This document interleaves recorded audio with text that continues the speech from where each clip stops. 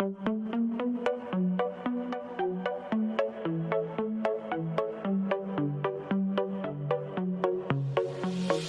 let you know before you try to go. Now this is my own show. Not a script or flip could make me stop, so just behave. I mean there's no escape. Let's hope you make that drop, because you really don't want to take me off. And oh, what fun. I will tell you what to do and you will get it done. And oh, don't run. You'll find your nightmare here has only just begun. Welcome to my horror show. Now it's starting pretty. Oh, I bet you thought you'd seen the last of me. Are you reading the walls? Did you get my clues? There's a debt to repay for now. You'll do. Hello everyone and welcome to another episode of the Dummies of Horror. I'm your host Tim, and coming back once again for another exciting episode. His name is Daniel, but everyone knows him as the Little Mushroom. What is up, brother? Not much, man. How you doing? Silly words. But yeah, not much, man. Not much at all. Had a chill fortnight. That's good, man. Sometimes you need that, you know? You need to recharge your batteries, and I need a fucking chill fortnight. Yeah? I've had, too many things happening in the fucking past few months, and I just need to sit down. Yeah. Have a seat. I do, yeah. Have a seat. I know. I mean, I could complain. As Chris Hansen once said. I could complain more, but, like, at least I'm not going into war. No one's listening. War. What is it good for? Continue with your smooth transition. I know. Did you like that? Dad joke. That was good. You are welcome. It was great. So welcome to the Dummies of Horror. We are the show that comes to you bi-weekly that teaches a thing or two to the dumbest little guy about the genre we love, but we do it in a very creative way. We're not all about reviews on this show. We're all about fun and games. Reviews. And everyone who watches the thing and says, "That's how I feel about it." Well, I mean, we'll be doing that in a second. So, yeah, but we'll leave the reviewing to the professional horror podcasters out there, you know. Yeah. The other shows, not the Friday Nightmares podcast, not them. No. The professionals we're talking about. Yeah, like good ones. Yeah, the good ones. House on Haunted Hill. I've heard they're pretty good. Yeah, they're fucking amazing. Yeah. Not Friday Nightmares. No. Although, that's Scott Crawford, you know what I'm saying? Turgid. Turgid. Not bad on the eyes. Not bad at all. Yeah. Bad podcaster, though.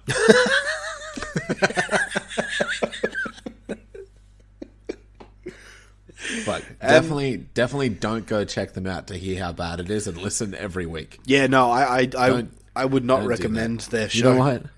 Old listeners would have done that.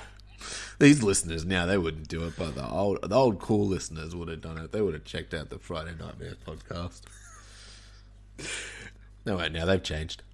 We're giving them too much praise. Let's stop while we're ahead. Anyway, welcome to Dummies of Horror. On this episode, this one is a Patreon pick episode with our good friend Alan Chacha. Mr. Chacha. Picking a theme for this episode. Mm-hmm. And the theme is war. You're done for. I was gonna do the whole song, and I'm like, no, I don't know the actual lyrics. Besides, what is it good for?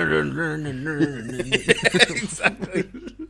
You'll probably hear it on this episode at one point. I'm sure I'll add it in. But yeah, Alan wanted us to do war in horror, or horror in war, whatever I'm going to call this episode. War horror. That's horrible. That's a fucking horrible.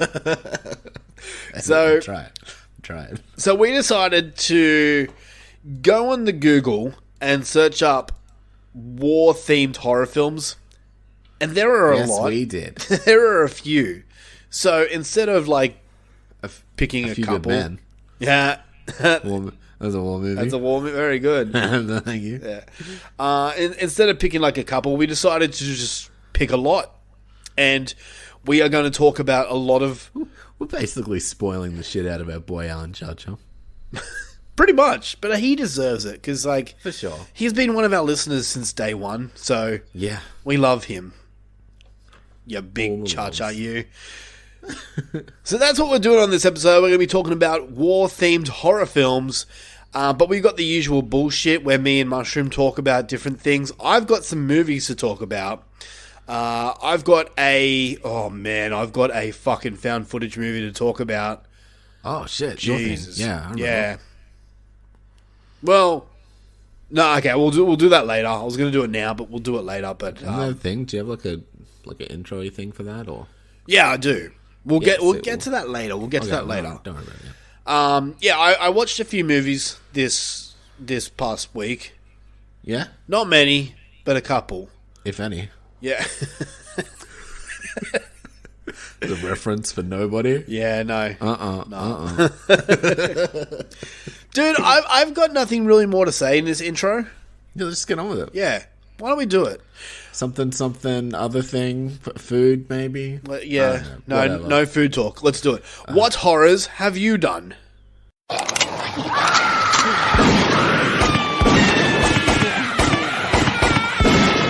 What horrors have you done? What horrors have we done? I've done a couple. You've done a couple. Done a couple. But the first thing we need to talk about is something that came out today. It is the 9th of May as of this recording.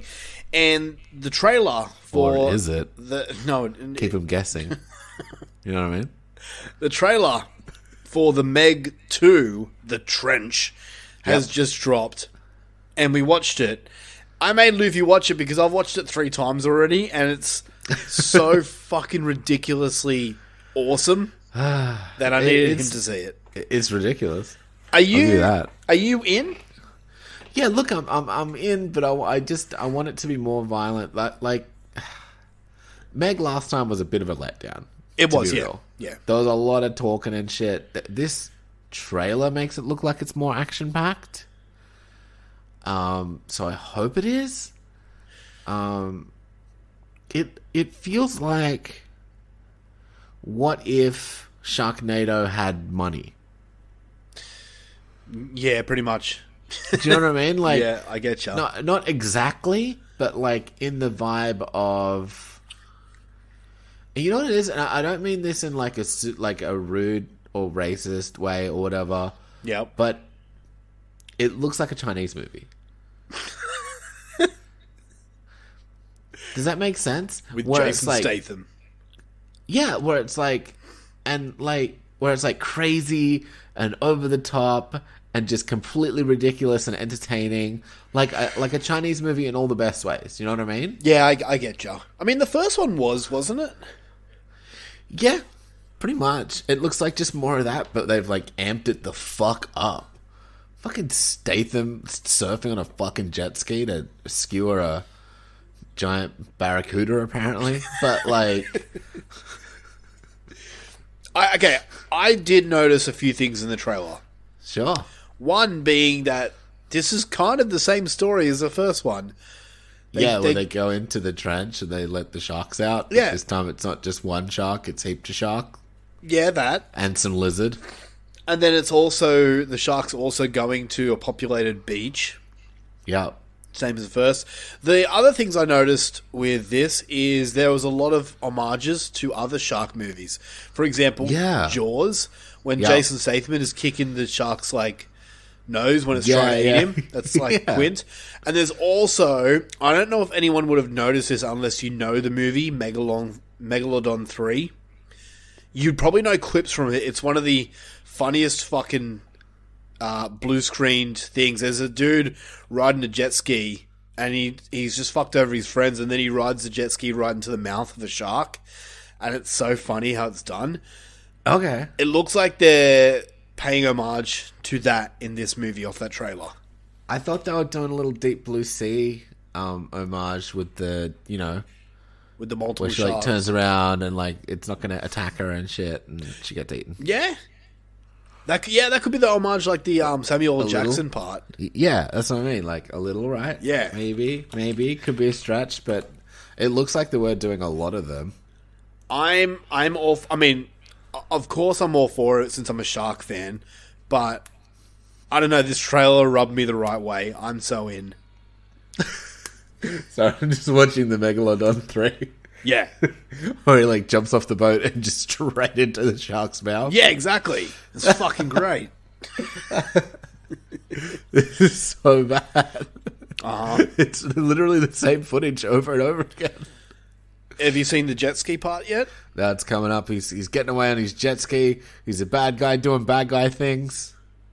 And He's looking back. He's got away with it. Oh no! you see what I mean? Yeah. Because that's how sharks eat. They just fucking full throat stuff. Yeah. Yep. Pretty much. You know how sharks just eat like snakes, where they just suck in fish like a whale shark. Oh, okay, like whale sharks do. There you go. So this comes out. Meg 2, The Trench, comes out in August. I'm all for it.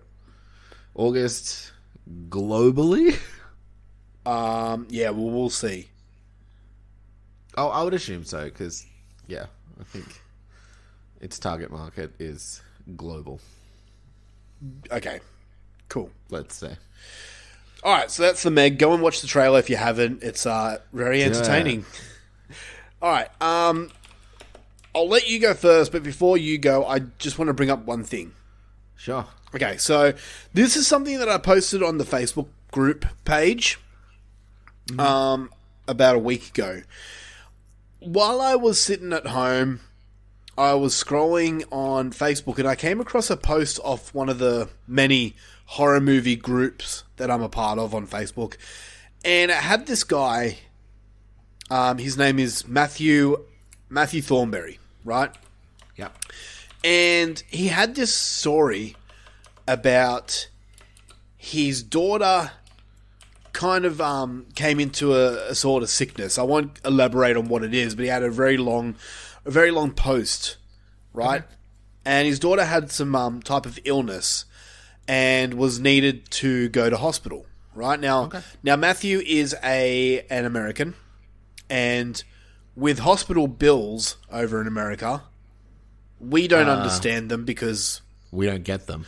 Yeah, well, that's it. But, yeah, people in America do, and sometimes they're very, very hefty. Not sometimes. All the time. They're very, very hefty. Yeah, I think it's absolute bullshit, but yeah, me too. I'm not American. But anyway, he had this heartfelt story of he's up for a lot of money to pay for his daughter's sickness, which kind of tugged at my heartstrings a bit because this is a dude trying to do his best to provide a life for his family, and this shit just comes and bites him in the ass. Matthew is a filmmaker. Like a mag. I'm tying them together. Very good. Thank you. Matthew is a filmmaker, right? And he was posting this because he didn't want charity. He didn't want a GoFundMe page. He didn't want anything like that. But he does need money. And the way he's asking people to help him is he has a movie on Tubi right now called Blue Moon, right? And he's just asking if people can go and watch his movie because apparently the ad revenue from Tubi does help. Oh, okay. So his story kind of touched me because, I'm a father like him, and I was a little bit moved by his story that I decided, hey, I can get behind this. I can do my part to help. So I posted this on the Facebook group page. The link to the movie is called Blue Moon. It's on Tubi, and just to clarify, if you're in Australia, I don't know if this is everywhere in the world, but there are 2 Blue Moons on Tubi. Oh, is there? So what you want is the 2022 quote unquote drama one. Yes. So that one, not the crime thriller from 2018. So anyway, I contacted Matthew. I messaged him and said, "Hey man, your story kind of moved me a bit. Do you mind if I share your show on the podcast and all that stuff?" And he was really thankful with that and said, "Please, that would be great." So I did that. We are experiencing technical difficulties. Please stand by. We'll return to our program shortly. Okay, apologies, people. We had some technical difficulties there. Yeah, my bad. Don't know, aliens, maybe? Yeah, aliens. Yeah, we'll blame aliens. Yeah. Alright, so back to my spiel about Blue Moon, right? So, Please. yes, I asked Matthew if I could share his show and all that stuff and try and get people to watch this movie. So, of course, I was going to watch it myself. I'll be real, man. I'll be 100% honest. Okay? And I'm not just... I'm trying to help the guy and do as much as I can. Going into this, I... And not hearing anything about this movie. Not hearing a thing. I expected a very low-budget movie that just wasn't going to be my thing. Because it wasn't listed as horror, it was listed as drama. Yeah. And I'll be perfectly honest with you, man. The movie itself kind of blew me away. Yeah, legit. That's cool. I'm actually not shitting you, man. I was actually really, really impressed. It is listed here as a drama on IMDb, but and I wouldn't call it a horror. I wouldn't. I would say maybe at the most a dark drama, but mainly it's a drama. But I want people to go check this movie out because I really, really enjoyed it. To the point that when it was done, I was almost in tears with this movie. So, it doesn't have a lot of ratings on Letterboxd, but it's very top heavy. yeah. Well, For the few people that have seen it, they love it. Well, I checked the ratings before I watched it because that's something I do. That's what I do with all movies. It's just a thing I do. It's annoying, but I do it. And I just assumed, maybe that's like the people that made it or friends of the cast and crew. Yeah. But man, I really, really got into this movie. So the story is, and I'm just going off IMDb, Yep. a semi-autobiographical Autobiographical. Yes, thank you. Tale of a man who travels back to Eastern Kentucky. Fuck me. Eastern Kentucky to deal with the death of his estranged father. And basically what this is everything I just said. But this guy goes through different emotions while dealing with the death of his father. Okay. And I don't want to say too much on this show because there might be people listening, but me and my father don't have the greatest relationship. Yeah, I mean, me and your dad hardly ever talk. I'll be real. Have you ever met my dad? Yeah, I've seen him in his chair. So, I don't know, this kind of... And like, it deals with a lot of family stuff. And it kind of really spoke to me. And it goes in some weird, different directions, but... I don't know, it just spoke to me, man. This movie just got me a little bit. That's cool, man. And And like how it seems to be made, it feels kind of like hellbendery. Yeah, dude, you took the words right out of my mouth. In that sense, where it's like, it seems like just seeing from what I can see, where it's like he's starring in it, he wrote it. Yep. No one's gonna make this movie but him. It's gonna be its own thing. Yeah. You won't see no one's gonna make anything like Blue Moon. Yeah, that kind of thing. Yeah.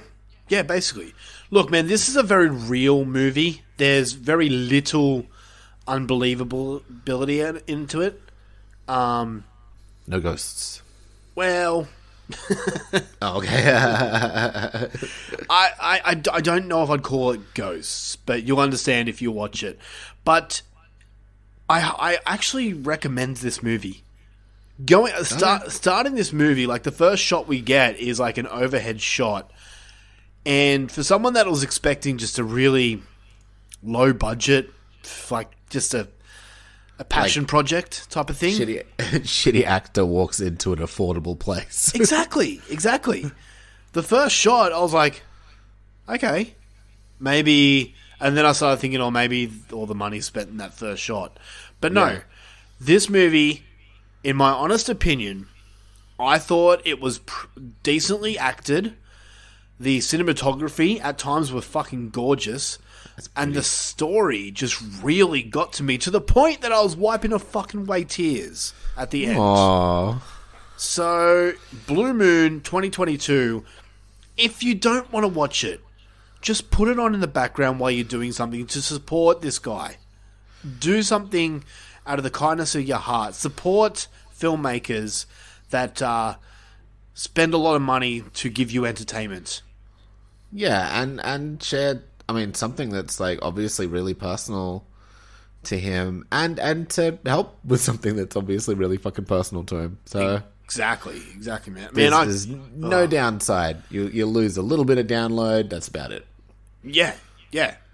I couldn't imagine just going through life, busting your ass all the time to make ends meet, and then something happens to your family, and then you're up for $1,000 of medical bills.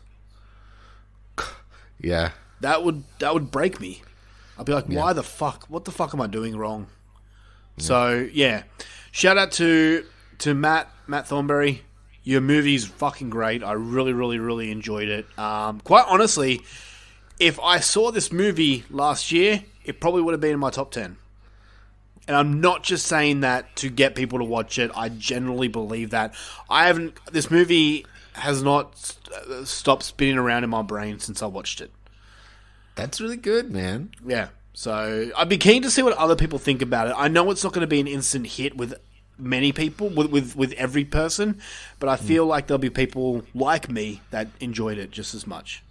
Yeah, it's pretty cool looking so far. Yeah. Give it a go, man. I'd be curious to see what you think. I will try to remember to check it out. Yeah. I'll message you. I mean. Alright. What have you watched? I mean, I watched, honestly, probably a way better movie, to be real. Here we go.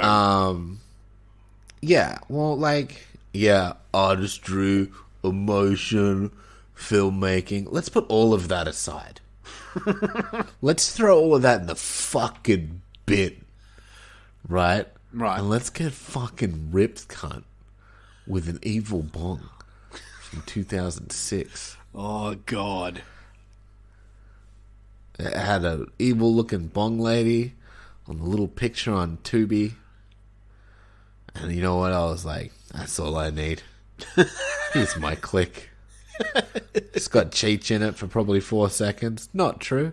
He's in it for a little whack at the end there. But yeah, it's about an evil bong that transports people to a weird strip club and murders them. Wow. What? Okay, I've never seen this movie. Sure. How does it transfer people? You fucking hit it. And then it's like a mind strip club. It's not a real one, you know. Right. It's all in your mind, dude. You know what I mean? Like, you go on a journey, man. Right? And then, yeah. And then they have to, save their friends because their friends, like, go into a coma or like, are dead or some shit. It's unclear. But, yeah, there's a bunch of stoners in it and chicks. No. A bunch of titties. There's a bunch of stoners in an evil bong movie. I know. And then there's even, I'm spoiling the ending a bit where Cheech or Chong? Who was it? Sorry, my bad. Oh, it's Chong, sorry. A bit where Tommy Tong's driving little race cars on chicks' titties. And that was fun. And he's like, brrr, and they're all playing race cars together. It's spoilers for the very end, but there's more to it. But, yeah. So can I live my life without watching Evil Bong? If you want to live a subpar life. I don't know if I really want to watch it. It's very 2006. Okay. Look, and check it out when you don't want to watch a movie. Okay. Enough You said. know what I mean? Does the evil bong speak? That's what I want to know. Is it like the Ginger Dead Man where it actually talks? Or is it just something that just stands in the corner and just gives you evil eyes? Yeah, it's a sassy southern lady. Fuck off. Yeah. The bong speaks like a southern... Oh my god. I don't know if it's southern, but it's like a sassy, like, black chick. I kind of want to check it out now. It's pretty funny. Look, in all honesty, it's like a 3 out of 10 movie. But for me, I enjoyed it. I'm giving it a 6. It was a fun time. It's silly. Wow. It's like, don't go like, you know what you're getting when you watch Evil Bong. I can assume it'd be like just cheesy crap. Yeah, Yep. Okay. especially the pizzas, bro.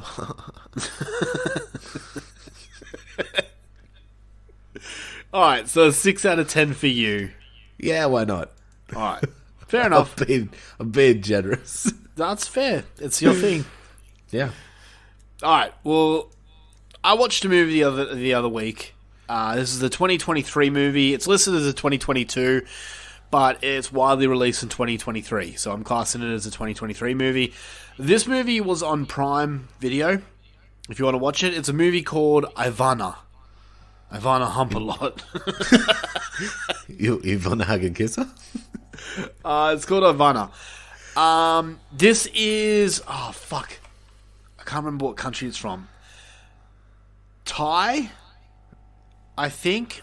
It's an Asian film. If I had to guess, if I had to wager a guess, I'd probably say it's kind of got an Indonesian feel to it. Maybe. Yeah.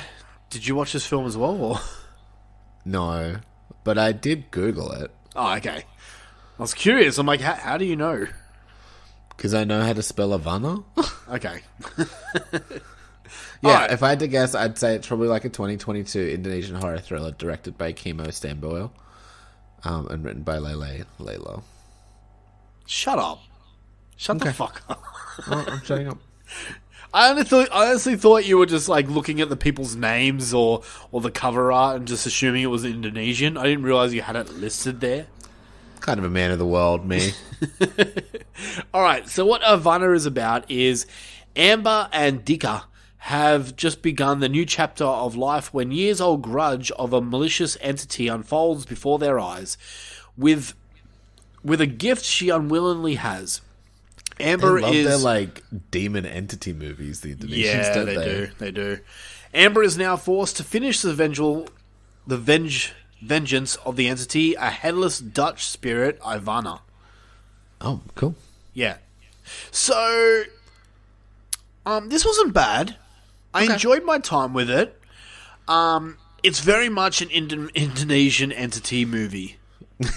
Yeah, there's a lot of like I've only watched a few Indonesian films thanks to the show. Yeah. And they've, they haven't been bad. There's definitely been some better ones than worse ones. Yeah. But yeah, a lot of vengeful spirits for sure, and Pretty much. vengeful entities and shit. Yeah. The difference that this one has with the other ones is this one actually has gore in it. Because the vengeful ghost Gets vengeful. who is headless just wants a head. Oh shit! She needs to get ahead. Yeah. Thank you.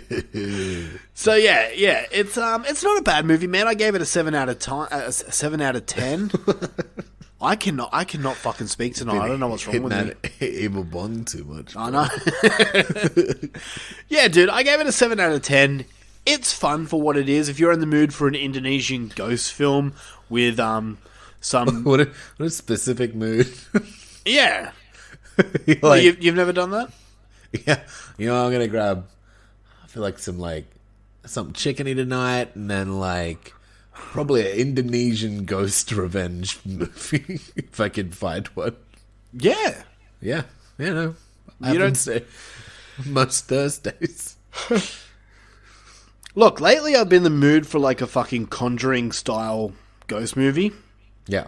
and this kind of did its job for me. So Okay. Cool. yeah, Ivana from 2022 or 2023, whatever. Yeah, give it a go. It's not the So worst you thing you're gonna Vanna watch. instead of you don't Vanna? Shut up. All right, what do you got next?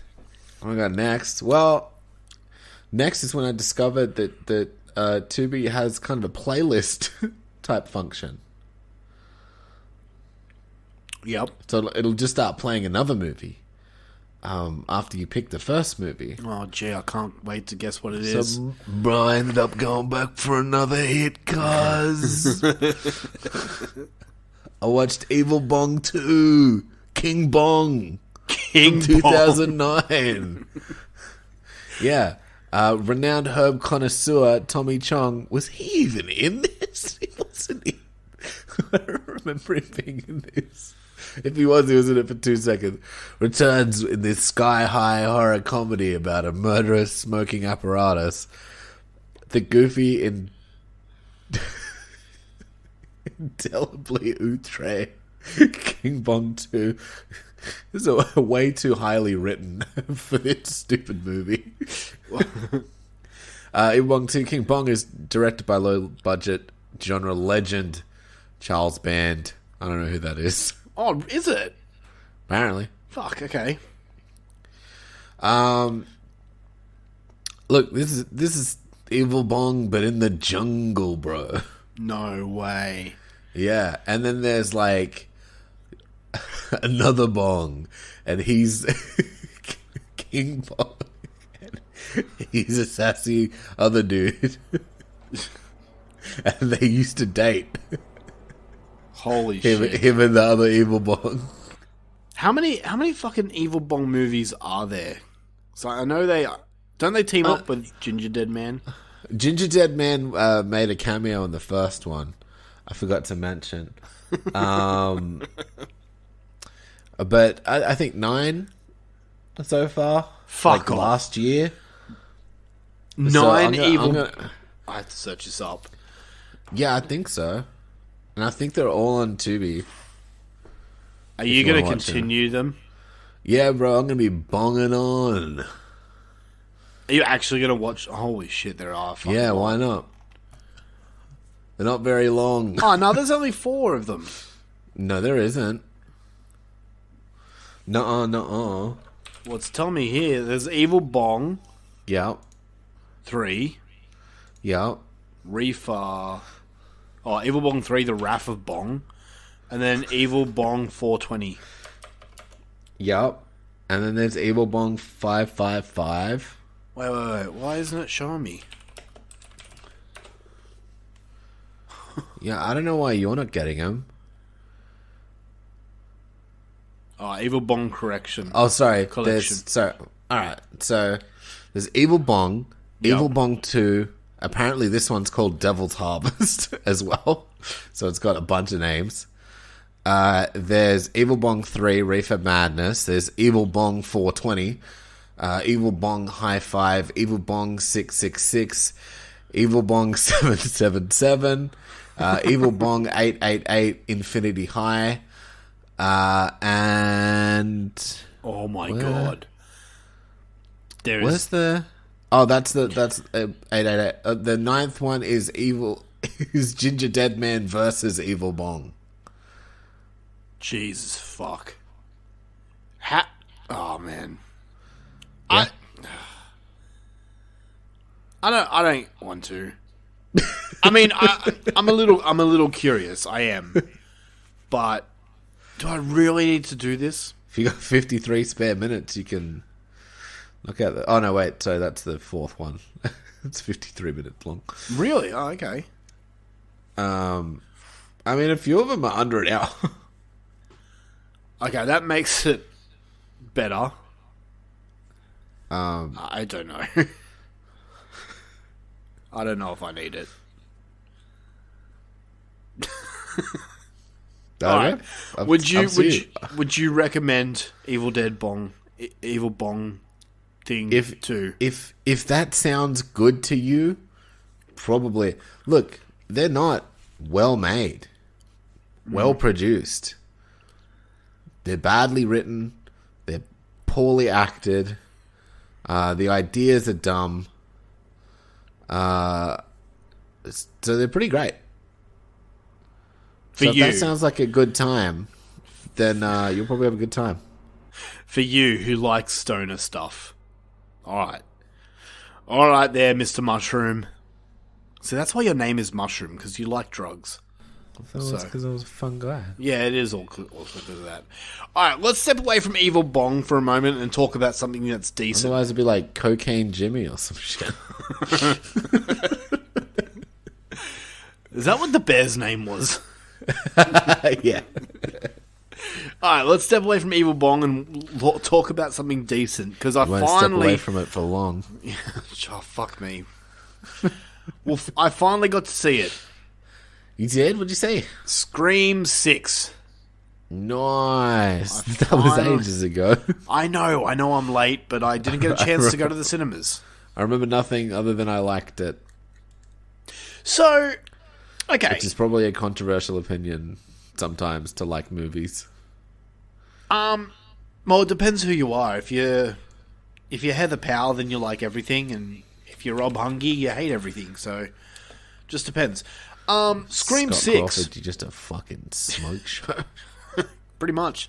Scream 6. Everyone seems to enjoy this, except for a selected few. I know one of our listeners, Randy Blanford, hated this movie. And, look, I'm not the biggest Scream fan out there. I'm not. I like the movies, I enjoy them, but it's not my favourite franchise or anything like that. I gotta tell you, man, I had a really good time with Scream 6. Thank you. It was fun. If you can remember, what did you prefer, Scream 5 or Scream 6? I think I like this one better. I think so too. Yeah. But generally, I had like a big Scream like cram session last year, and I just really enjoy the franchise. And even it's kind of that thing for me where it's like, even the bad pizza's still good pizza. You know what I mean? Yeah. Like, so even the bad Screams are still decent, and it's not like, man, I'm not expecting like an A24 fucking Scream movie. Yeah. So, yeah, I guess you can clock it. I clocked half of it, if that makes sense. Yeah. And all that kind of goodness, but I don't know, that's part of the fun. You work it out, you try to work it out the whole movie and you get it right, that's great. If you don't, that's great too, you know? Look, man, okay, here's the thing about this movie, is it's very much just another Scream movie. Yeah. And I seem to find myself having the same problem with all the Scream movies. Maybe not the first one, but the rest of them, is that I'm really enjoying myself until you find out who the killer is, and then you're like, didn't hit it as much as I would like it to. And this is pretty much the same. When you get to the reveal of who's doing it, I was just like, okay, I'm not going to say I picked it, because I didn't. But I don't know, I just didn't find it as crazy as I wish I did. That being said, it was fine. Yeah, it's really fun when they're like, and you're like, what the fuck? How did that happen? You know? Yeah. Yeah. And when, I can't say it because it's a spoiler. Yeah. But another thing that annoyed me in this movie, and it kind of annoys me in the other movies, but in this one, they did it so fucking much to the point where I was just like, oh my God, just for fuck's sakes. Can you, when you knock Ghostface down, can you not just run away? Lay into him. You gotta flat him. I want them to stomp a mine hole in him or something, you know? Yeah, that's fair. Stop running away. Like, fuck me. And people that drop weapons, it annoys the shit out of me. Like, if it's once or twice, I can get it. Because, Like, you're in that moment, you're not thinking rationally. But in this, they do it, like, a lot.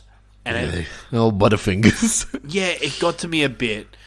The intro to this, like, we know Scream is famous for their cool intros. Yeah. I think this is... Okay, it's not the best because that's the first, but this is probably the second best intro in the franchise. You liked it? Okay. Yeah. Yeah, dude, it threw me for a loop. Yeah, okay. That's fair. When the first thing happened, and you know, when I refer to thing as... Yeah. When the first thing happened, I was like... And then when something happens after that, I was like, what? What happened there? Okay. You've got me on board, movie. And then when it was all said and done, I was like, okay, I know they've greenlit Scream 7. Yep. But I want it now. Yeah, that's fair. I like this little mini Skrilogy. Yeah. Also, I still can't... I still don't see Jenna Ortega as attractive. That's She's fair. still a fucking, 15-year-old girl in my eyes. She's And- very and much she's of there. age, and she's her own woman, and she can make her own decisions, Tim. Dude, You're she's such a there controlling big sister. Look, minor spoiler for this movie, but she flirts with dudes in this movie, and when she was doing that, I was just like, do you even have hair down there? I don't know. I just don't see her as a grown woman or anything. I know she's like 21 or whatever, but still. Tim, you can't just run around asking young-looking girls if they have pubes or not. We've talked about this. It's not appropriate bus, But I want to Etiquette. know. Yeah, I don't know, man. Jenna Ortega, just when she does adult things. Yeah, I like it. Wrong to Go back to school, bitch. Yeah, exactly. It's like, isn't it your bedtime yet, young lady? Just play another 13-year-old, for fuck's sake. Yeah, where's your mother? I don't know. But look, man, Scream 6, I give it an 8.5 out of 10. Go to bed, Jessica. Her name is Jenna. Oh, my bad. All right, what have you got next? Don't drink and drive. That's it. Okay, I will speak about one more thing. I watched 2 Evil Bong movies and the movies I had to watch. Okay, so you had a pretty big week. It's 6 movies, so... Okay. All right, I'll bring in one more thing, and this is something that you have watched, so we can talk about it together. I haven't finished it yet. I've still got 2 episodes to go. But Sure. I took your recommendation, and I started watching Beef. Nice. Beef on Netflix, starring Steven Yeun and... Who's the guy? I only realized the other day off another podcast that she's a comedian. Ali Wong. Yeah, that's her. I didn't realize she was a fucking comedian until a podcast said it. I'm like, Yeah. oh, that's why she looks familiar. Yeah. Yeah. Yeah, dude, you're right, man. I'm super digging it. I've still got 2 more episodes to go. And, dude... I can't tell you. I can't tell you how much I just wish you'd finished it. Okay, it's not my fault. It is not my fault. We tried to finish it, but for some reason Netflix just wouldn't allow it. Really? We'd get to 5 minutes into the second last episode, and They're Netflix no would beef shut for down. you. Yeah, it would literally shut down, Weird. and it would come up and saying this isn't playing or something like that at the moment. Yeah. And it just no matter how many times I turned off the TV, reset the router, everything, it would just not let us watch it. And I was so annoyed because that's all I wanted to do. It got to the point where me and Joe were like, well, we're going to have to watch something else or it's going to be too late to watch anything. Yeah. That So sucks. I was so fucking pissed off, man. Fuck you, Netflix. Alright, yeah, go on then. So, yeah, I will watch it. I am keen to see where it wraps up.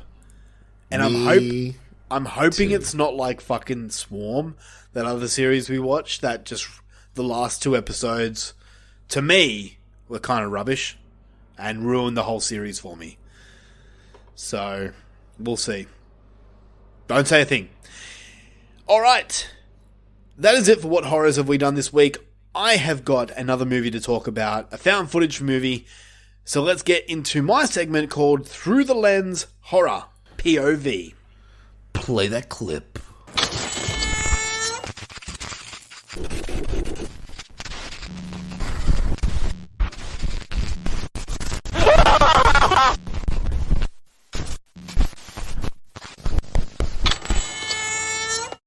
so my found footage movie of the week, and I said this last week, I was going to watch Megan is Missing from 2011. And I did watch it, and I was really excited to watch this movie. A liar you weren't. I was really excited to watch this movie because I've been hearing a lot of people speak about it. I've been hearing people say it's really disturbing. I've been hearing other people say it's a really, really good found footage movie. I've been hearing other people say this is a really fun found footage movie. Okay. And before we get to my opinions, the movie, and I wasn't going to tell you the plot synopsis. Okay. Because it's kind of a movie that's not spoilers, but I mean, kind of. If this was a movie I was going to recommend, I was going to stay away from the plot synopsis, but I don't give a fuck about this movie, so here's the plot synopsis. Oh. 2 teenage girls encounter an internet child predator. Oh, shit. All right. Okay. Megan is missing. Just don't interrupt me for 2 seconds. Let me just spew this out. Megan is missing. This film is nothing more than artless garbage. It's sick for sick's sake. This film has absolutely no fucking joy, no entertainment, nothing. It's a hatefully artless film that has no right being seen or viewed. Jesus, I fucking hated this movie so much. The pacing and structure are so poor that it feels broken. 90% of this goddamn movie is following these 2 13 to 14-year-old girls on their misadventures at parties doing sexual activities and discussing ways of being sexual. And I understand that teenagers most likely speak like this, but this is nothing I want to hear, especially when my daughter is close to that age. The acting in this movie is terribly overplayed and feels so forced from all the crew, including the director and actors. None of the characters had any chemistry with each other, and every line of dialogue and every acting from these characters seemed forced. There was a scene where one of these young girls had to interact with her quote-unquote dad. And the dad saying, "Oh, honey, I'm so proud of you." And the girl would just, resort to hugging him. And it was so cringeworthy and weird, and it made me feel uncomfortable. So this movie, as I said before, is basically about these kids meeting a internet child predator. And sorry, Loof. This kind of came a little too close to home for me, and Luffy understands why. I'm not going to go into detail, but we have had close contacts with someone like that. So this wasn't a movie I wanted to watch. But it goes in directions that I wanted to punch my TV. I honestly... People are saying that the director did this for education purposes. Of teaching your children not to... teaching the children that the internet can be very dangerous. I honestly... Yeah, but are you showing this to children? Fuck no. No. I honestly didn't buy that the director's purpose for this film was educational, because it felt that he enjoyed these horrific scenes a little too much, to the point that the scenes go on for way too long, turning this shocking and sickening film into a boring mess. Yeah, okay. And people that were saying that this is a fun film, please do everyone a favor. Stop trying to draw attention to yourself. This is nothing close to fun. It's disgusting, it's poorly made, it's fucking gross, and it's wrong. To anyone out there that enjoyed this movie, unless you have your reasons, I don't understand why. This is just a disgusting film, and I understand that these things happen in this world, but I don't want to watch this shit. I don't. Fuck these people that live in the world like that do things like that. Fuck this director. I don't care to watch any of his movies again. What's his name? Michael Goy. Michael Goy. And sorry, I'm just quickly quickly seen. He's done Mary from 2019, Voyeur from 1999, and that's about it. Yeah, I don't think I got a chance to see Mary, and thank fuck. Look, man. Oh, damn it. He did The Town That Dreaded Sundown, the remake, and I didn't mind that. Damn it. Look, dude, if you enjoyed this movie... Oh, fuck, he did My Name is Earl, too. Oh, he was cinematographer, whatever. Look, man, if you enjoyed this movie, can you please tell me why? Because I found this movie boring, because really, nothing happens until the last bit, and then when something does happen, it's so disgusting and vile that you don't want to watch it. Yeah. So they actually show it. Or, like, not show it, but, like it's a scene. Yeah, kind of. Yeah, dang. Yeah. There is horrific scenes in this. Yeah, okay. Like, look, man, everyone says that, like, a Serbian film is disgusting and like, shouldn't be made. But there's reason why a Serbian film was made. There's more subtext to it. There's more of a underlying story than what we're given. Yeah. Okay. With this, I feel like the director was just saying, internet bad, watch your children. Like I'm gonna. And, like, if that's the message, it's like, well, yeah, water is wet. Okay? Yeah. Like, of course, everyone that's a parent should, like, watch their kids on the internet. You don't need to show me this mess. Yeah. I don't know, dude. Megan is missing. I give it a 2 out of 10. I just found this movie disgusting. I will never watch this again. If anyone asks me if I should watch this, I'll slap them and say don't touch it. Because it's just, yeah. Yeah. Yep. Okay. That's fair. I'll leave it at that, man. But let me know if there's people out there that did enjoy this movie and why. I'll write that down on my check it out list. Go for it, man. I don't think you, of all people, should watch it, though. Nah, I'm probably alright. Yeah. Alright, guys. That is it. That's my little rant. Rant over. I'm done. It's time to talk about war. And what is it good for? Absolutely nothing. Well, no. Making horror movies. Apparently. Alright, here we go with... what's that thing we used to call this segment that I haven't done for a while? What horrors have you... No, feature review. Feature presentation. That's the one. Feature presentation. Fuck me. Here we go.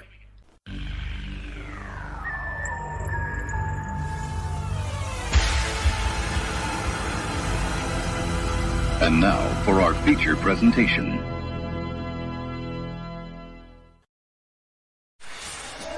Attention all competitors. The time has come to play. Generals gathered in their masses, just like witches at black masses. Let the games begin.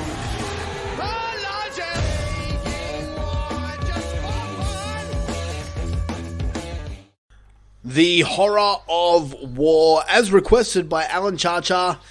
So, yeah, we looked at Google, and there was just way too many movies to pick from, and some of them that Mushroom hasn't seen, and there's some that I haven't seen. Unfortunately, I didn't get to as many as I wanted to. I only got a chance to watch 2 of them. Lazy. I know, I apologize. But they're 2 movies that I haven't seen before, and one of them has been on my radar for a while, and we'll get to that later. But, Mushroom, how many movies did you get a chance to watch? I mean, I watched 4, but we can talk about the other one if you want. Yeah, like, I've got a list here of movies that we'll talk about. Sure. Actually, why don't we do that now? We'll do that now. So, as I was searching Google, I came across a website, IMDb, top 50 war horror films on IMDb. And I've got the top 10 written here. Okay. And the first one, the number 1 war horror film on IMDb, I don't really agree with because it's Army of the Dead. I don't really think it's war. No. I mean, if you want to say war on zombies. Isn't it just a regular kind of zombie movie, but Army of the Dead just refers to the number of them? Pretty Not much. so much that they're in an organized sort of army deal. Yeah. Yeah. I don't know. So Ow. we'll disregard that. All right. So number 2 on IMDb's top 50 was Overlord, and we'll be talking about that shortly. Oh, yeah. Number 3 is another movie we'll be talking about in a second, called Shadow in the Cloud. Yep. Number 4 is a movie that I spoke about last week called Bunker, which is a movie that's been released this year. A movie that I wasn't really huge into. I know Heather Power from the Friday Nightmares podcast enjoyed it a bit more than I did. But yeah, if there's people out there that haven't seen it, then go and check that out. It's listed on IMDb as The Fallen, but I got it as Bunker. So, number 5. Find it, I guess. This is where we get into movies that I've never heard of or haven't seen. And this one here, number 5, is a movie that I haven't heard of, but I kind of want to now. And once I talk about this movie, I feel like Mushroom's also going to want to watch this movie. Maybe, you don't know me. So number 5 of top 50 war horror films on IMDb is a movie called Unicorn Wars. Unicorn? Unicorn Wars from 2022. Wars. So- and it's in the top war movies. Yeah, Unicorn. it's number 5. So the story is war. Unicorn War. What? Listen to this. Listen. I mean, it's no Emu War. I don't know. This sounds better. War-hungry teddy bears journey from boot camp to the psychedelic terrors of the magic forest in this darkly beautiful horror animation. Oh, it actually looks good. Does it? I didn't actually get a chance to watch the trailer. Are you watching the trailer right now? I'm just looking at it on Letterboxd, but I will watch the trailer. Okay. Yeah. All right. Well, the next one, number 6, is a movie called Primeval from 2007. The story in this is a news team is sent to Burundi to capture and bring home a legendary 25-foot crocodile. Their difficult task turns potentially dangerous when a warlord targets them for death. Okay. Cool. Number 7, we've got a movie called Man Behind the Sun from 1988. Japanese troops round up Chinese and Russian prisoners of war and take them to Unit 731, where they're horribly tortured and experimented on to test new biological weapons. Fun. That sounds interesting. Yeah. Number 8 is Isla, She-Wolf of the SS. Sorry. She-Wolf of the SS. 1975. Isla is an evil Nazi warden at a death camp that conducts medical experiments. Isla's goal is to prove women can withstand more pain and suffering than men, and therefore should be allowed to fight on the front lines. Okay. All right. Number 9 is La Llorona from 2019. I don't know if this is the Conjuring Universe one or another one. I didn't get a chance to check it out. An aging paranoid war criminal protected by his faithful wife faces death while being hunted by the ghosts of his past. Yeah, it does look good. But yeah. The Unicorn War. Yeah. Is it gory? Yeah, it's like blood and shit. Oh, fuck yeah. It's sort of like Happy Tree Friends reminiscent. Okay. I had a feeling it'd be like that. You know? Yep, Ish. Very ish. Alright, and number 10 is a movie called Outpost from 2008. Yep. In war-torn Eastern Europe, a mysterious businessman hires a group of mercenaries on a routine mission to protect him, not knowing of a long-hidden secret that lies there. I have seen Outpost. I've seen all the Outpost movies. It's Nazi zombies. Oh, cool. And in my opinion, Dead Snow did it better. Wow. All right, well, you watched more movies than I did, but I've seen basically everything you watched. So why don't you go first? What movie are you bringing to... Okay, well, you're not You got to go? Okay, cool. Those fucking planes. Are you right to talk now? Yeah, I could probably brave it. You know, just sometimes I get a little nervous. I need to take a break. What do you want to talk about? All right, Cody Rhodes. What happened with Cody Rhodes? Because he always says, what do you want to talk about? Fucking loser. Well, he should know. He's doing the promos. Yeah, right. What? What do you want to bring to the table first?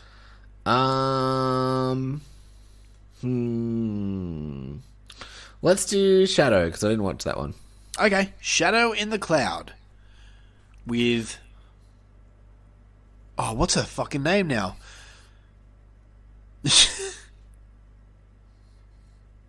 I can't think of her name. I think Chloe Grace Moretz. That's right. Chloe Grace Moretz, yes.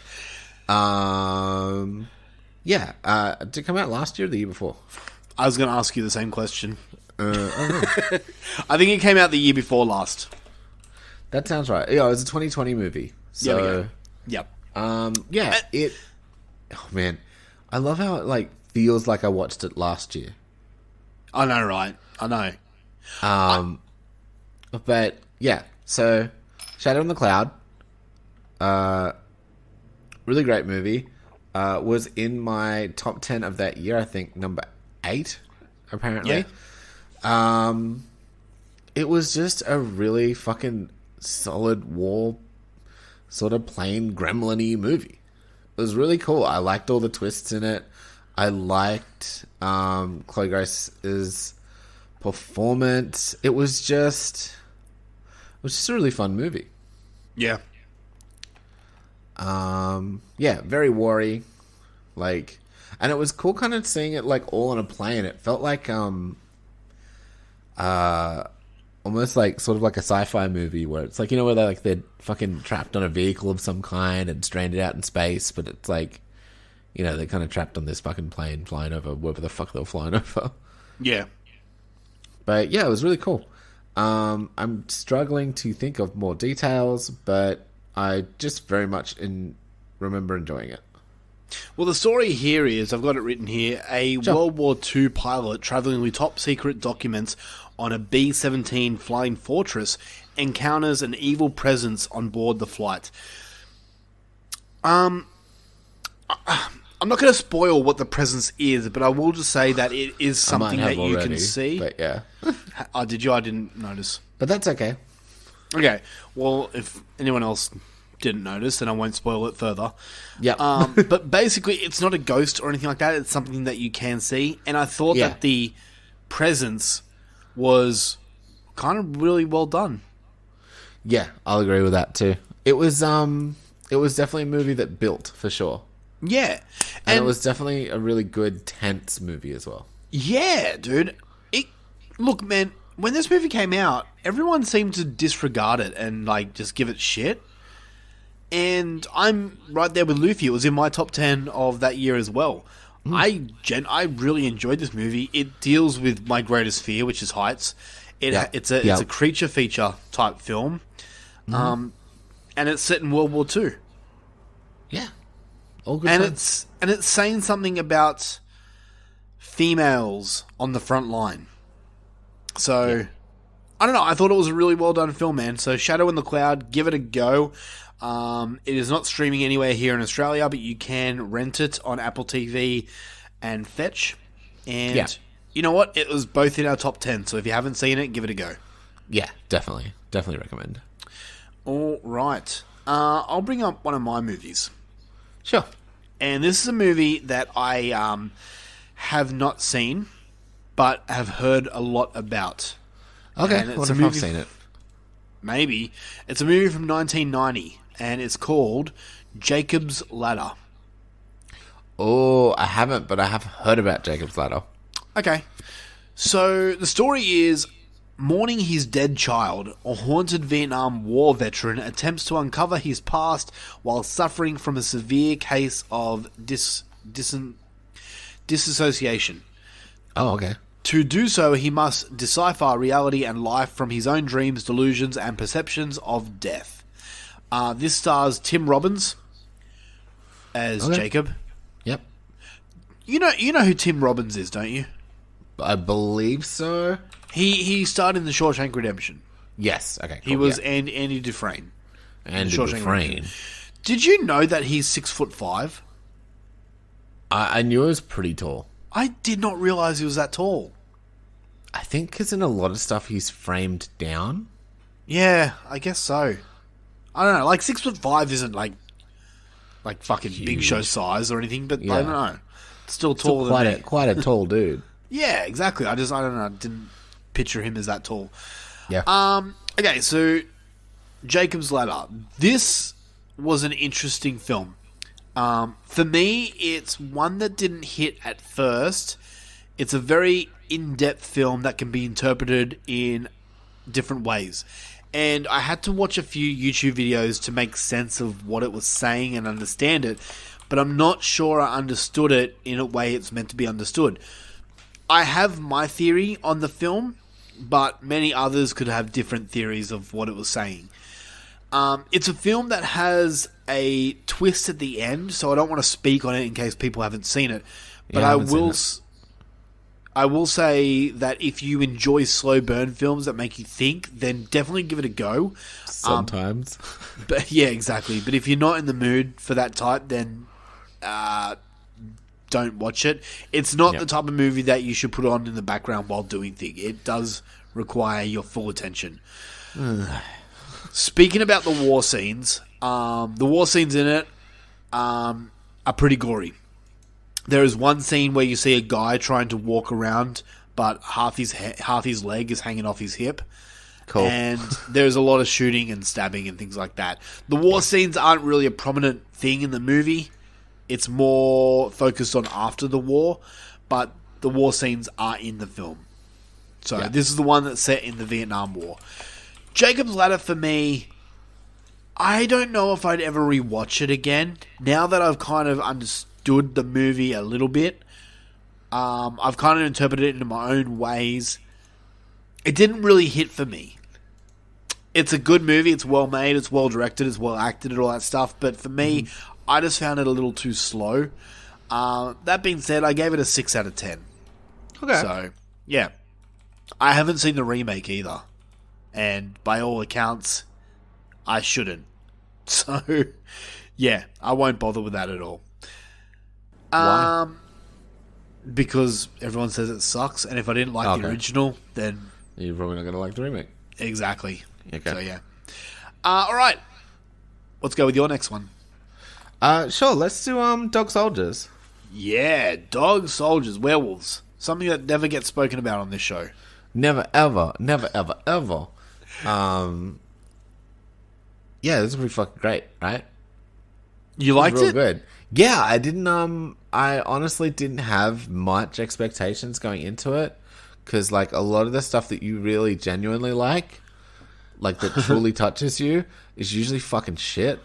And Thanks. so, like, I was just like, and like, kind of how it started and stuff, I'm like, okay, well, it's like all Scottish and shit. Yeah.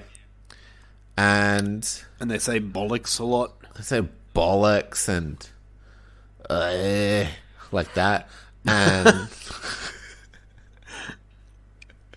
but yeah, no, it ended up being really good, and I ended up getting really attached to a lot of them, and like it really, like, honestly, a war movie hinges on its characters so much, because you know none of them are gonna, like, there's so few that make it. Yeah, exactly. You know what I mean? And, like, I guess that's for a lot of horror movies and shit too, but, like, they also have such, like, unique personalities and stuff, and, like, oh man, the gore in this is so good. Yeah. Like, there's lots of practical gore, and I liked the alien-esque werewolves. That's my next question. I was going to ask what did you think about the werewolf design? I liked gangly wolves. They seemed real fucking scary. Yeah. Like, they were just such an an unfamiliar shape for a werewolf, which made them feel even more unnerving and unnatural. Do you know what I mean? Like, normally it just looks like a dude in a furry suit. Yeah. Right? But these looked weird. Like, it was more just like the head of a werewolf. Pretty much, yeah. That's the problem I had with the werewolf design, is the heads look so much bigger than the body. Yeah, it looked like a drawing of a werewolf come to life.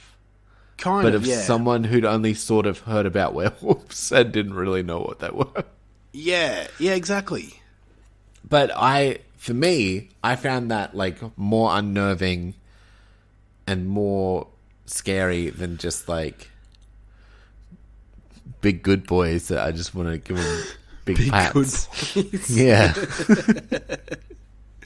All right, they that's were scarier to me than regular werewolves were. Anyway, that's interesting. Okay, I'm feeling a jam for next episode. Actually, okay. And I didn't see the twist. it's been a while since I watched it. I think I remember the twist, but why don't you spoil it? I should don't. spoil it? No, Oh. don't. Yeah, I didn't see it. I saw the first. I do remember it. Yep. I picked the first one, but not the second one. Okay. Yeah. If that makes sense. I get ya. Dog Soldiers was directed by Neil Marshall, who also did movies such as The Reckoning that we watched. Yeah. But he did The Descent as well. Oh, I fucking love The Descent. Yeah. and it, like, it still looked good, and I also liked I guess not every fucking first person shot is an Evil Dead shot, but like the black and white from the doggo's perspective Yeah. stuff, I thought that was cool. And Yeah, it wasn't done so shaky that you couldn't see anything either. Yeah. Like, it felt like they were calculated and hunting them, and it felt good. What would you give it out of 10? I would give it an 8.5. Wow. So you I really liked it. Yeah, I quite liked it. Shit, okay. That's a decent review, man. I feel like I should go back and rewatch it now. I've seen it a few times, but it's been a while since I watched it. It's not my favorite werewolf movie by any stretch, but it's decent. It's a decent one. Yeah. Very nice. Good time. Well acted. I think I've seen a lot of those actors do a lot of other stuff too. So Yeah, I mean, it came out in like 2002, so they've probably done heaps now.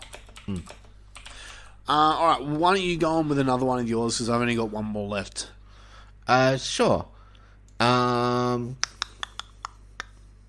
Let's do Overlord. We'll save Dead Snow for last. Okay. Overlord.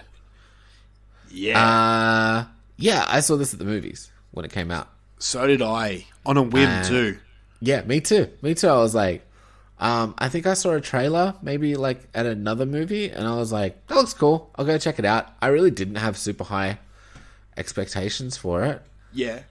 And, yeah, it fucking blew me away at the movies, dude. Honestly. Like, yeah, I was just so impressed. It was so, again, you really get to know the characters. It's stressful like a war movie should be. And then it just turns into this, like, I don't mean to say Cronenberg-esque body horror sort of thing, but like the creature design is just great. Yeah. So just quickly, just sorry to interrupt you, but the story of Overlord, if you haven't seen it, from 2018 is France, June 1944, on the eve of D-Day. Some American paratroopers fall behind enemy lines after their aircraft crashes while on a mission to destroy a radio tower in a small village near the beaches of Normandy. After reaching their target, the surviving paratroopers realize that, in addition to fighting the Nazi troops that patrol the village, they also must fight against something else. Yeah. So I saw this because it came out here in Australia in like December, and I was kind of getting ready to fill out my top 10 list, and then someone mentioned this movie is out now and it's worth a watch, and I was having a little trouble filling out my list that year, and I was like, oh, I'll go check this movie out. Maybe it's a hit. Probably not. Probably got all the movies I want. But I went and saw it, and it ended up in my top 10. Yeah. So, yeah. Well done with this movie. It's cool, man. There's like... Yeah, there's... It kind of is a little bit of like The Thing as well, in a weird way. Go on. How, huh? So I haven't watched it since 2018, so I could be completely off. Okay, But I okay. remember how it transforms people. The serum? Am I wrong? I I remember thinking The Thing. maybe just in the way that they sort of mutate a bit. Yeah, I think that's what it was. Yeah, because they're not specifically zombies. No. They're just like, they're not alive. I mean, but they are alive, so it brings them back to life. But they're not the undead. They're like strong and mutated, and they're still conscious and Yeah. but just, fucking crazy. So yeah, because there's only a few of them where it's just like how much am I spoiling? Yeah, try not to spoil too much.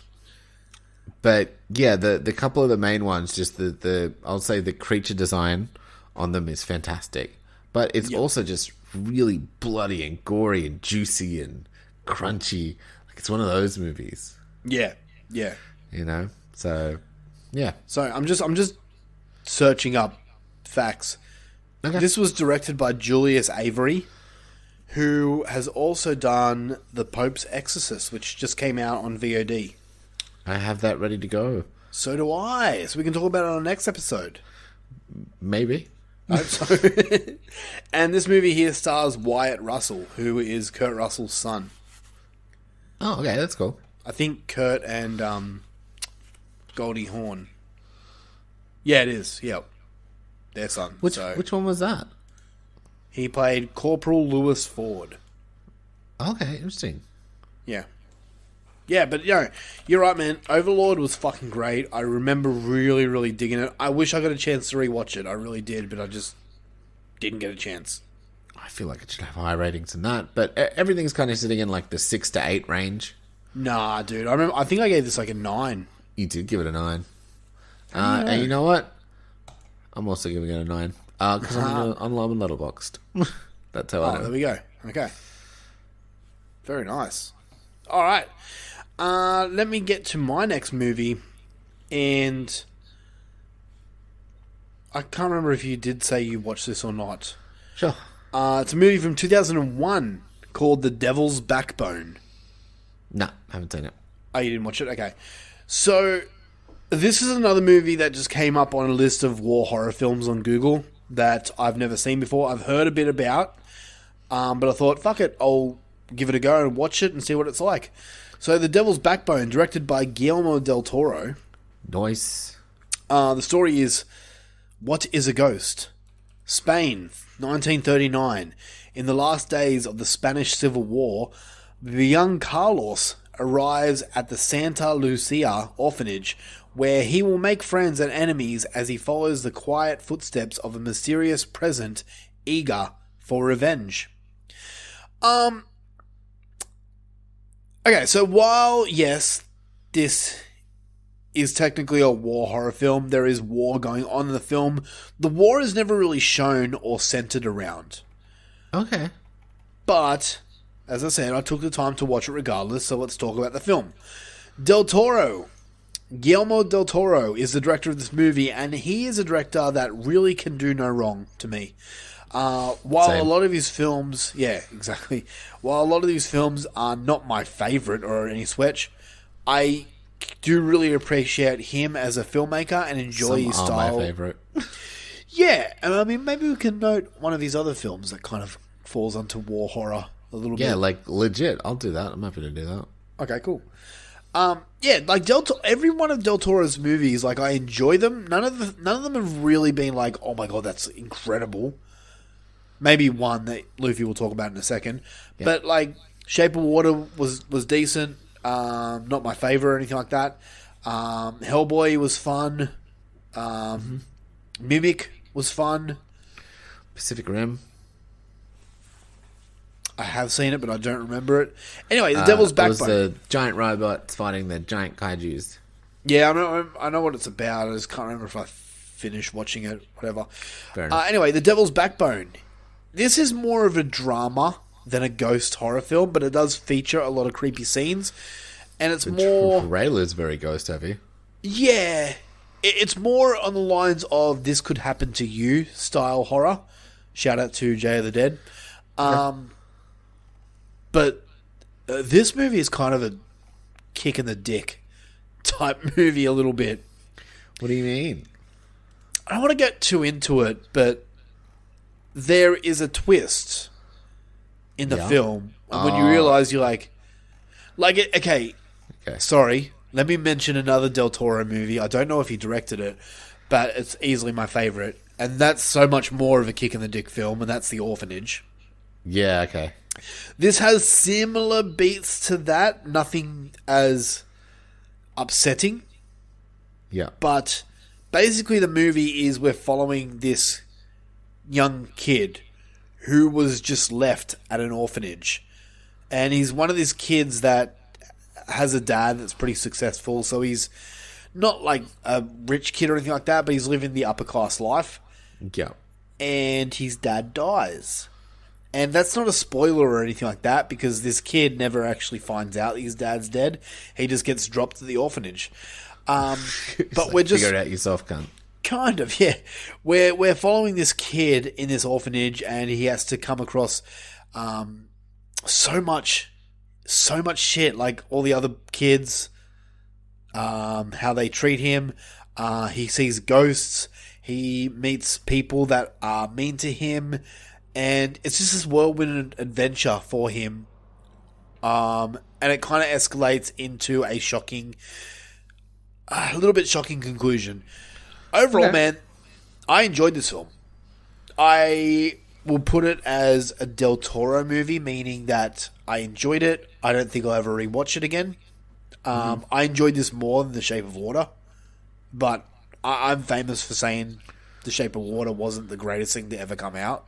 I fucking love The Shape of Water. I know everyone seems to, except me. It was good. It was fine, but whatever. She fucked a fish. That's weird. Hells yeah, and hot. Because you know that I'm a gay fish. That's all I think about when I'm thinking about that movie. Anyway, The Devil's Backbone. It's, it's... See, I don't know. It's very light on horror to me. Yeah, okay. And the trailer kind of makes it seem like a ghost film. And there is a sort of ghost in it, but you kind of have to watch it to understand it. Yeah, I mean, the trailer wasn't real great at explaining what the fuck was going on, so... Yeah. It's a decent movie. I think it's a movie that you will highly enjoy. Yeah, okay. But for a war horror film... Not really. Not really. Because there's like, it's set around the war at war times, but you never see a war. So... Yeah, okay. Yeah. The Devil's Backbone, I gave it a 7.5 out of 10. Probably could bump that up to an 8. Okay. So, yeah. You give it a go. Yeah, I'll say. Devil's Backbone. All right. Let's do it. Let's talk about the big one. Sure. Like Del Toro's big one? Or if you want to talk Dead about Snow? that, yeah, go for it.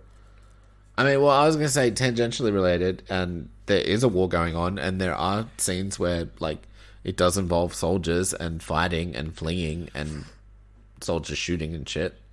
Like, the main character isn't a soldier or anything, but Pan's Labyrinth.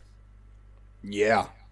For sure. It's not a super war movie, but it's kind of, I mean, the whole point of the labyrinth is sort of her escaping the war. Yeah. In her own mind, sort of thing. True. Or as I took it anyway. But yeah, and it's like brutal. Like, I fucking love Pan's Labyrinth. So, like, I remember scenes of it, like, obviously the creatures in it, but the other thing I remember about it is the asshole dictator. What do you call him? He was like a Guard? commander or a captain or something like that. Yeah. A colonel. I don't know. Some rank. And I just remember absolutely hating him. Oh, he's so good. He was such a good bad guy. Yeah. And he gets his fucking mouth cut open and shit. Spoilers. Oh, sorry. But no, you're right. Pan's Labyrinth is probably Guillermo del Toro's best war horror film. Can you even call it a horror? Yeah, I guess. Like, you got the whole fucking... Dark fantasy, maybe. Yeah, maybe dark I mean, fantasy. yeah, monsters, whatever. I call fucking King Kong Godzilla horror, so... I think it can be stretched to horror, I feel. Yeah. But yeah, I guess we got Dead Snow 1 and 2 next. Yeah, let's do it. So, Sure. this is your first time watching Dead Snow. Yes, haven't seen either of them. I'm so shocked that this was your first time. Honestly, me too. Like, it's just a movie that kind of... I mean, you watched a lot of, Blink Dog watched a lot of it. Like, it was kind of around a lot. But yeah, I never ended up getting it or seeing it. And... yeah, the first one... fuck, bro, it lost me, honestly. Well, just before you get into your thoughts, let's just talk about what the story is. Oh, my bad. Sorry. You're right. Okay, so several friends take to the mountains and shack up in the wilderness of Back of Beyond to enjoy a little R&R together. Their peace is soon interrupted by a mysterious old man who informs them that during World War II, Nazi invaders of the area were brutal and harsh in their methods of control until, according to the legend, a villager's revolt drove the invaders up into the cold, dark mountains where they perished. But now there's the rumor that they returned in the form of evil Nazi zombies. Nazi zombies, ladies and gentlemen. Nancy Zombie movie. Okay, so what? Sorry, it lost you. Yeah, the start was so fucking slow, dude. Okay, I haven't watched it for a long time, but remind me why. It was just like, I don't know, they were just fucking around in the snow and shit. Just having a good time being big German goofballs. Mm-hmm. And I was just bored. Until like the third act. When some shit finally started happening. And then I was like, oh yeah, this is fucking rad. But, like, yeah, man, half the movie, I was just like, man, I'm like, you're like struggling to hold my attention. Wow. And then, but the back half, pretty dang good. Uh-huh. Without being spoilerific. Yep. Yeah, I don't know what to say without spoiling it, but the gore was good at the end. But, like, and it also just looked shit as well. I mean, it's probably a low-budget film. Yeah. But... like, it didn't look great. It didn't seem that well written. And, I don't know. It wasn't a so bad it's good kind of movie to me. For the first bit. And I just didn't like the characters, honestly. Wow, okay. So sorry, did you like this movie or you didn't? No, barely. I barely liked this movie. Wow, okay. I thought you would have loved this movie. Yeah, you'd think, but I don't really like anyone, and the zombies were good, but there wasn't enough of them. Okay, alright. Well, before we get into Dead Snow Red vs. Dead, Sure. Dead Snow 2, this is directed by Tommy Ricola. Yep. And the reason I bring his name up is he has directed other movies, such as Hansel and Gretel Witch Hunters from 2013. Okay. What Happened to Monday, which is a 2017 Netflix movie. But he directed a movie that we saw called The Trip, which was on Netflix. Oh Remember yeah, that's that the was good. husband That and was wife? good. I like The Trip. That was fucking great. I love that. I can see his stuff in that. Yeah. And then last year he directed a little movie called Violent Night. Oh shit! Yep. That makes me want to watch that more. Yeah. Yeah. So, he also directed Dead Snow 1 and 2. So, let's talk about Dead Snow 2, because I remember that so much clearly than the first one. I mean, for this one, I give it like a 6.5. Yeah. Which is, like, it's not bad, but I just the first half was really boring. All right. Dead Snow 2, however, is great. Dead Snow 2 was at least entertaining, like, from the fucking get-go. So, like, from the... It starts off right where it ends. Yep. Which was, like, when it was getting interesting. And then it's just fucking rad. And it, like, introduces all these wacky new powers. It has fucking Martin Starr in it. Like, people are just dying from zombos from the fucking start. It's good. Yeah. I was so worried that you were going to not like it, because I see a lot of people saying it's a bad movie, and I could not disagree more. I fucking love Dead Snow 2 so much. It is so entertaining from the start to finish. You have Nazi Hitler come back. You've got so much action. You've got babies being bombed. And then that ending scene with fucking drawing a blank on the song that's played while there's a love scene being happen. Oh, fuck. Turn around. Yeah. And then. Yeah, that part there, I pissed myself the first time that happened. Yeah, that was funny. And they did like the Titanic fucking hand with the... but of like zombie goo with the chick from the first movie. And then you got the American zombie fighters. Yeah, that's Martin Starr. Yeah.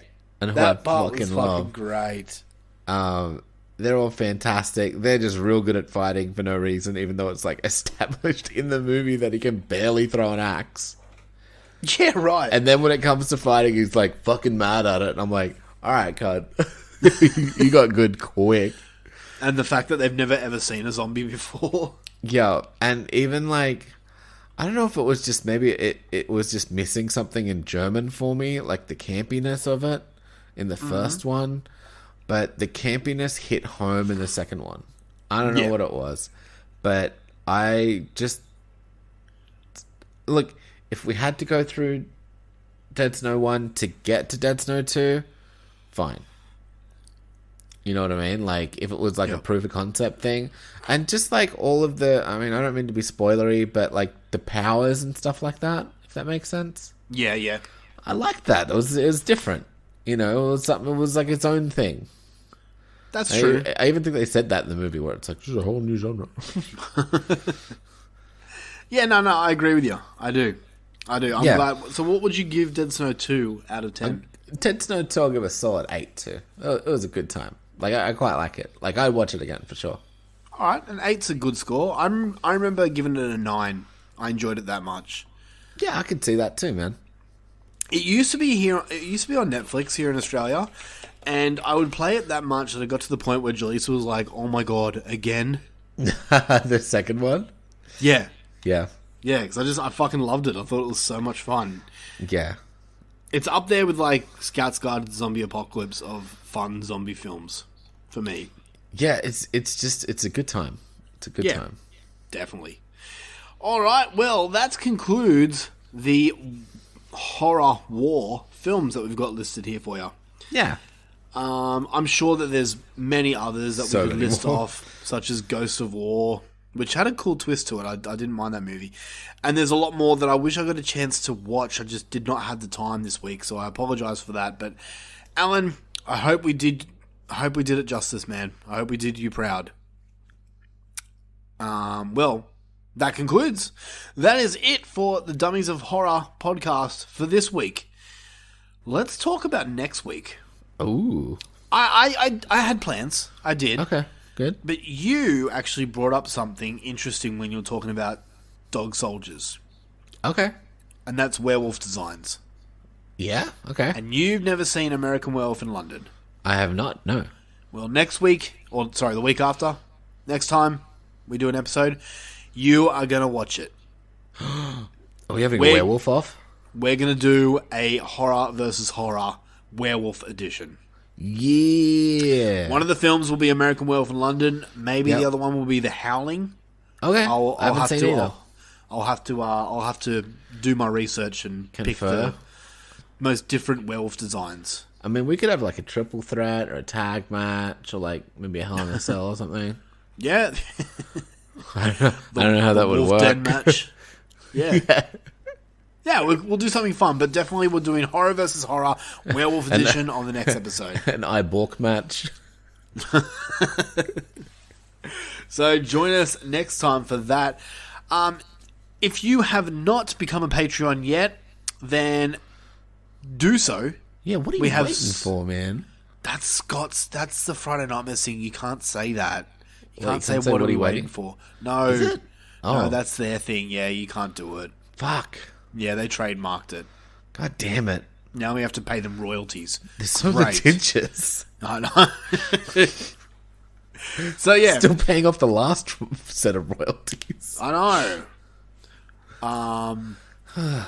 Yeah, so join Patreon. We have so much bonus stuff over there. We just released our Schwarzenegger of Dummies episode. Which we do monthly. Don't question it. Yeah.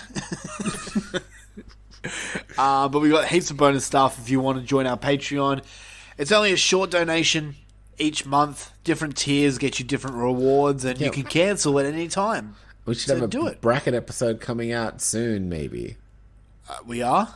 I don't know, if you want. Make one. I haven't got any plans for one. We'll do one.